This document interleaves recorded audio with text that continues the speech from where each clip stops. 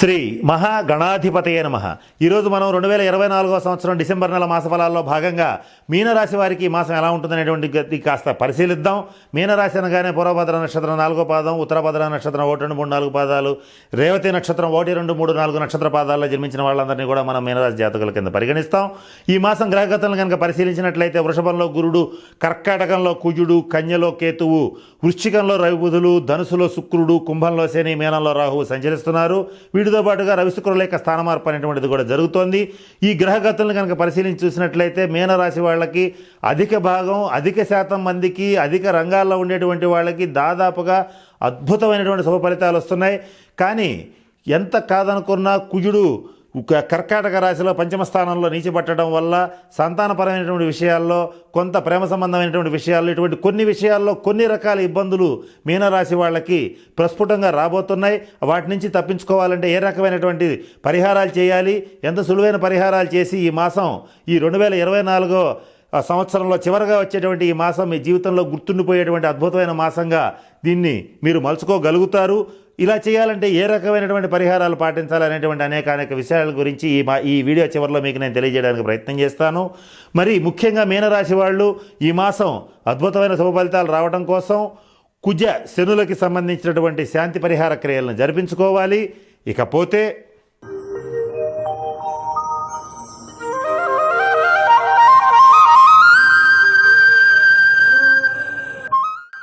ఈ మాసం మీనరాశి విద్యార్థుల విషయానికి వచ్చేటట్లయితే విద్యాయోగం బాగుంది. మీరు కోరుకున్నటువంటి ర్యాంకులు అనేటువంటివి మీకు లభిస్తాయి. మీరు కోరుకున్న విద్యను మీరు అభ్యసించగలుగుతారు. దూర ప్రాంతాల్లో కూడా విద్యాభ్యాసం చేయగలుగుతారు. ఇకపోతే ఈ మీనరాశి ప్రభుత్వ రంగ, ప్రైవేట్ రంగ ఉద్యోగస్తుల విషయానికి వచ్చేటట్లయితే పని ఒత్తిడి తీవ్రంగా పెరుగుతుంది. మీరు ఎంత పని చేసినా కూడా అసంతృప్తి అనేటువంటిది వెంటబడుతూ ఉంటుంది. మీరు చేసిన పనులన్నీ కూడా మీ తోటి ఉద్యోగులు లేదా మీ పై అధికారులు వారి ఖాతాలో వేసుకోవడం, తద్వారా మిమ్మల్ని మానసికంగా ఆందోళనకు గురి చేయడం అనేటువంటిది జరుగుతుంది. ఏది ఏమైనప్పటికీ దైవం మన పట్ల ఉన్నాడు, మనం చేయవలసిన పని మనం చేశామనేటువంటి విషయంలో మీరు సంతృప్తి చెందుతారు. ఇక రాజకీయ నాయకుల విషయానికి వచ్చేటట్లయితే అంత అనుకూలంగా లేదు. ప్రతి పని కూడా ఛాలెంజింగ్గా మారుతుంది. ప్రజల్ని మెప్పించటం, పార్టీలో ఉన్నటువంటి వాళ్ళని ఒప్పించటం, ఇవన్నీ కూడా కత్తి మీద సాములాగా ఉంటాయి. అయినప్పటికీ కూడా దైవబలం మీకు అండగా ఉండటం వల్ల మీనరాశి రాజకీయ నాయకులు ఎవరైతే ఉంటారో ఈ సమస్యల నుంచి జాగ్రత్తగా మాసాంతంలో బయటపడటం అనేటువంటిది జరిగి తీరుతుంది. ఇకపోతే బంగారం ధర పెరిగిపోతూ ఉంది. అయినప్పటికీ కూడా తగ్గుతుందని మాత్రం కోరుకోవద్దు. మీ పిల్లల భవిష్యత్ అవసరాల కోసం వీలైనంత వరకు కొనుగోలు చేయండి. రాబోయేటువంటి ఒక 18 నెలల కాలంలో బంగారం 1 లక్ష రూపాయలకు చేరే అవకాశం ఉంది. తగ్గుతుంది అని చెప్పేటువంటి మాటలు అబద్ధం, తగ్గే ఛాన్సే లేదు. కనుక ఇప్పుడే కొనుగోలు చేయగలిగితే, మీ శక్తి మేర కొనుగోలు చేయగలిగితే చాలా మంచిది. అది మీ పిల్లల భవిష్యత్ అవసరాలకు ఉపయోగపడే అవకాశాలు ఖచ్చితంగా ఉంటాయి. ఇకపోతే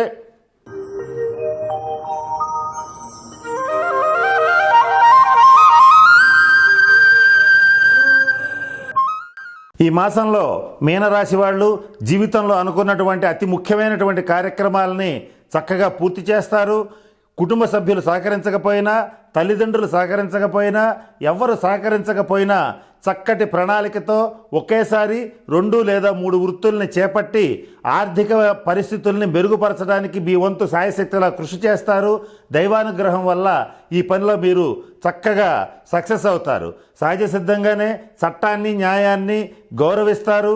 వీలైనంత వరకు అసాంఘిక కార్యకలాపాలను జోలికి పోకుండా చక్కగా మీదైనటువంటి ముందు చూపుతో, విజ్ఞతతో చక్కగా మీరు చేసేటువంటి ప్రతి పనిలోనూ విజయం సాధించడం అనేటువంటిది జరుగుతుంది.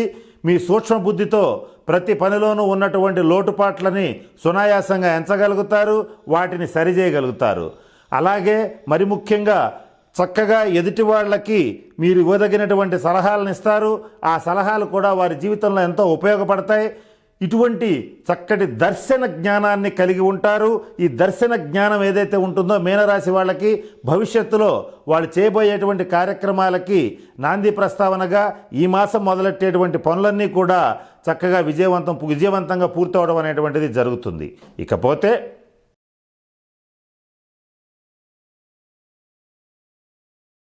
మీరు కుజగ్రహ అనుగ్రహం కోసం చేయవలసిన పరిహారాలు ఏమిటనేటువంటి అంశం గురించి ఇప్పుడు తెలుసుకుందాం. ఇక్కడ కుజగ్రహం కోసం, అంటే కుజగ్రహం యొక్క అనుకూల దృష్టి కోసం, కుజగ్రహం ఇచ్చేటువంటి శుభ ఫలితాలు పొందడం కోసం మీరు మీ దగ్గరలో ఉన్నటువంటి శివాలయంలో కుజగ్రహానికి సంబంధించినటువంటి గ్రహ మంత్రాన్ని అలాగే జపింప చేసుకుని, అలాగే కందుల్ని గనక దానం ఇచ్చేటట్లయితే చక్కటి పరిహారం అనేటువంటిది లభిస్తుంది. ఒకవేళ ఇది చేయలేని వాళ్ళు చేయవలసిన పరిహారాలు కూడా మీకు ఇప్పుడు తెలియచేయడానికి ప్రయత్నం చేస్తాను. వాటిల్లో మొదటిగా పక్షులకి ఆహారం వేయండి. పక్షులకు ఆహారం వేస్తే కుజగ్రహ శాంతి అనేటువంటిది జరుగుతుంది. అలాగే మరొక చిన్న పరిహారం గురించి ఇప్పుడు గమనిద్దాం. అదేమిటంటే మీ దగ్గర ఎప్పుడు కూడా ఒక చతురస్రాకారపు ఒక వెండి డాలర్ని ఉంచుకోండి, లేదా దాన్ని మెడలో ధరించినా పర్వాలేదు, లేదా మీ బిలాంగింగ్స్లో పర్సులో ఉంచుకున్నా పర్వాలేదు. ఇలా చేసేటట్లయితే కుజగ్రహం యొక్క సంపూర్ణ అనుగ్రహం అనేటువంటిది లభిస్తుంది.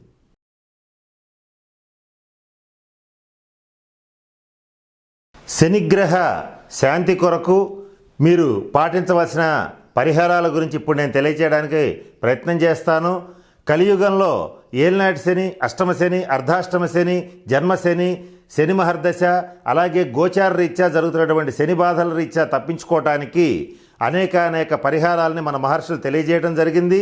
వాటిల్లో ప్రతి శనివారం నాడు శనీశ్వరుడికి తైలాభిషేకం జరిపించటం, అలాగే ప్రతి శనివారం నాడు కానీ, లేదా ప్రతి ఒక 8 శనివారాల పాటు కానీ ప్రతి శనివారం పూట నువ్వులు అలాగే బెల్లం దానం ఇచ్చేటట్లయితే శనిగ్రహ శాంతి కలుగుతుంది.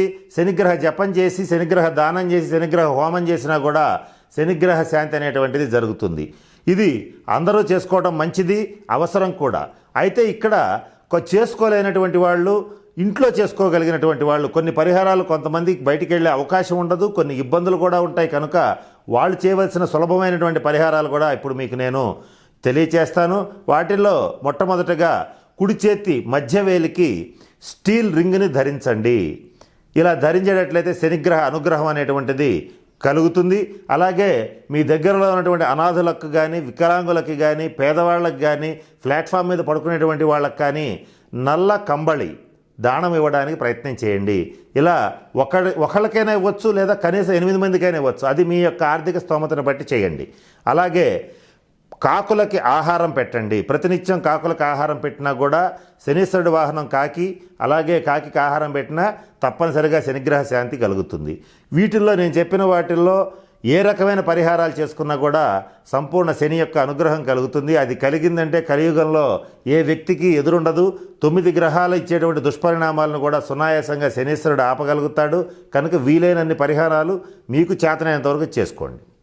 కనుక నేను చెప్పినటువంటి అన్ని అంశాలను పరిశీలించి, తగిన సూచనలు పాటించి, తగిన పరిహారాలను చేసుకుని మీనరాశి వాళ్ళందరూ కూడా చక్కగా అష్టైశ్వర్యాలతో, భోగభాగ్యాలతో ఉంటారని, ఉండాలని మనస్ఫూర్తిగా పరమేశ్వరుని ప్రార్థిస్తూ సెలవు తీసుకుంటున్నాను.